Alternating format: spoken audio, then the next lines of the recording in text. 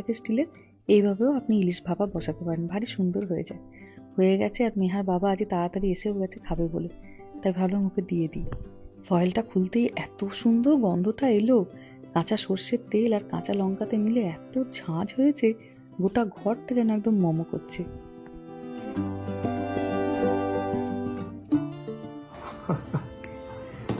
বলো দেখি কি, দেখি নামটা মনে আছে কিনা।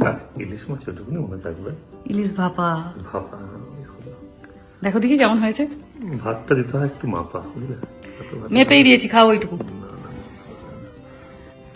রাখো রাখো, এবার ওটাকে রাখো, খাবারটা অন্তত শান্তি করে খাও। দারুণ হয়েছে। ভালো আছে। মাছের রানী ইলিশ, ওই জন্য এত কাঁটা। রাজার রানীদের যেমন তেজ থাকে, সেরকম ইলিশেরও তাই, প্রচুর কাঁটা, একদম গায়ে হাত দেবে না।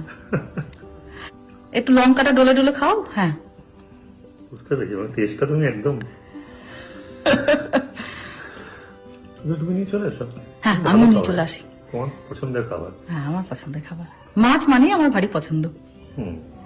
মাছ ভারী ভালোবাসার। আমিও নিয়ে চলে আসি, দাঁড়াও, এই বেশিক্ষণ আবার দাঁড়িয়ে থাকা যায় না। এক্স্যাক্টলি, আমার পেট খারাপ হবে।